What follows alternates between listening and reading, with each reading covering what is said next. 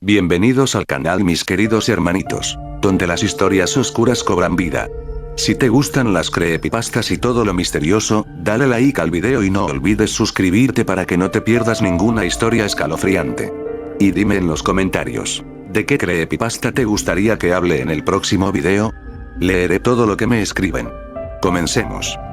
Siempre fui fanático de Silent Hill. Lo que otros llamaban un juego de terror, para mí era una especie de terapia. Algo en esos escenarios desolados, en esa niebla eterna y en esa música llena de disonancias, me transmitía una especie de paz, como si el caos reflejara mejor mi propio mundo interior. Tal vez por eso, cuando vi una publicación en un viejo foro de coleccionistas hablando sobre una edición perdida de Silent Hill 2, no dudé un segundo. Era un post breve, mal redactado, con una sola imagen en baja resolución. El cartucho, supuestamente una versión para PS2, pero con una etiqueta que no correspondía a ninguna edición oficial. Decía solo, Silent Hill, Return, con letras rojas escritas a mano sobre una calcomanía blanca.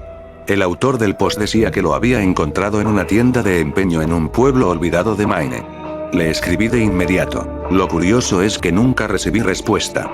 2 semanas después, el cartucho llegó por correo, sin remitente.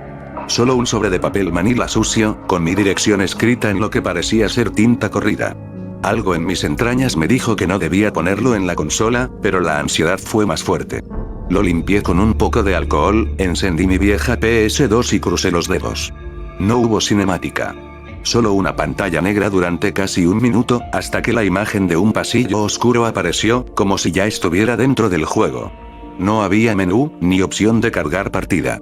Solo una frase en la parte inferior. No puedes volver atrás. Mi personaje, o quizás yo mismo, apareció en lo que parecía ser una versión distorsionada del hospital de Brookhaven. Las paredes estaban manchadas, cubiertas de símbolos que no reconocía. El aire estaba cargado de un sonido blanco, como el de una radio rota. Caminé por el pasillo, esperando algún enemigo, alguna figura familiar, pero no había nada. Solo ecos y voces. Voces que no eran parte del diseño de sonido. Reconocí una de ellas. Era la voz de mi madre. Muerta hace 3 años. Decía mi nombre.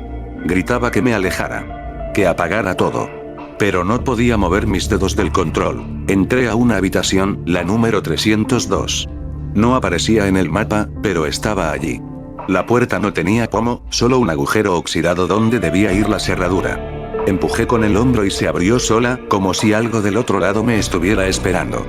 Dentro, todo era rojo. No por iluminación, sino por la sangre que cubría el piso, el techo y las paredes. En el centro, una silla de ruedas con una figura amarrada. Me acerqué. Era idéntico a mí. Mismo rostro. Mis mismos tatuajes. Pero los ojos estaban cosidos con alambre, y en su pecho estaba grabado con cuchillo. Tu culpa te trajo aquí. El juego no tenía pausas. No podía salir al menú. Cada intento de apagar la consola resultaba en un reinicio, y todo comenzaba de nuevo, desde ese pasillo. Solo que cada vez, la voz de mi madre era más fuerte. Más desesperada. Cada vez que veía al doble en la silla, sus heridas eran más recientes, como si estuviera muriendo en tiempo real. En una de las repeticiones, me gritó. Con mi propia voz. Dijo, tú sabes por qué estás aquí. Deja de fingir. Y entonces, algo dentro de mí comenzó a quebrarse. Empecé a recordar cosas. Fragmentos. Pedazos de una noche que había enterrado muy profundo. Me costó aceptar que lo que estaba viviendo podía ser más que un simple videojuego. Al principio, me decía que era un hackeo, un modo enfermizo diseñado por alguien con demasiado tiempo libre y una fascinación mórbida por la psicología humana. Pero a medida que avanzaba por ese mundo putrefacto, que parecía tener conciencia propia, empecé a notar algo que me dejó helado. El juego no solo sabía cosas sobre mí, las mostraba. La tercera vez que el juego reinició, ya no comencé en el hospital. Esta vez aparecí en una casa. Era la casa de mi infancia, pero retorcida por el estilo inconfundible de Silent Hill. Las paredes respiraban, los relojes se movían hacia atrás y había una cruz hecha de huesos colgando del techo. Todo estaba bañado en un sepia denso, como si el tiempo se hubiera podrido en ese lugar. Caminé por el pasillo principal, y en las paredes colgaban fotografías reales de mi niñez, mezcladas con escenas que jamás había vivido o que quizás no quería recordar. Pasé frente al cuarto de mi padre. La puerta estaba entreabierta. Dentro, sonaba un viejo cassette que reproducía una discusión. Mi voz, de adolescente, gritando. Luego, un golpe. Un silencio largo. Y la voz de mi madre llorando. No recordaba esa escena, o al menos eso pensaba. Pero sentí un peso en el pecho. Como si mis pulmones ya no pudieran sostener el aire que respiraban. Más adelante, una nueva puerta apareció. Era de hierro, con cadenas oxidadas y un ojo en el centro, que parpadeó cuando me acerqué. Se abrió sola. Dentro había un cuarto vacío, salvo por una mesa de operaciones cubierta de herramientas quirúrgicas. Sobre ella, una figura encapuchada, inmóvil. La cámara se acercó automáticamente, como si el juego quisiera que viera algo. La figura tenía una placa en el pecho. Pecado 01. Entonces, sin previo aviso, una escena se reprodujo en pantalla. Yo, frente al volante de mi viejo auto, de noche, bebiendo. Luego, los faros. El golpe. Un cuerpo pequeño que volaba por el parabrisas. Silencio. Y mi voz, diciendo, nadie me vio. Quise apagar la consola. Esta vez la desenchufé. Me levanté, temblando. No podía creer lo que había visto. Eso era imposible. Nadie sabía de eso. Fue hace 6 años. En un camino rural. Un niño cruzó corriendo y. Yo no quise frenar. Iba ebrio. Nunca me detuve. Lo enterré todo. Literal y mentalmente. Nunca volví a hablar de eso. Nunca nadie supo. Hasta ahora, me fui a dormir esa noche con la televisión desenchufada, el juego guardado en una caja de metal y el control dentro del refrigerador, como si el frío pudiera neutralizarlo. Pero a las 3:33 am, desperté de golpe. La tele estaba encendida. Y el juego seguía en ejecución, mostrándome una nueva escena. Mi personaje estaba ahora frente a una pared de carne, con nombres grabados en ella. El primero era el mío. El segundo, el del niño. Y el tercero todavía estaba escribiéndose. Volteé. En la pantalla, mi reflejo apareció por primera vez, con una expresión que no era la mía. Sonrió. Y dijo, con mi voz. La confesión es solo el comienzo. Desconecté todo. Tiré la consola, el cartucho y el televisor al contenedor de basura más alejado que encontré en la madrugada. Corrí como si tuviera al mismísimo Pyramid Head detrás de mí. Pensé que al deshacerme del juego, todo terminaría. Pero no terminó.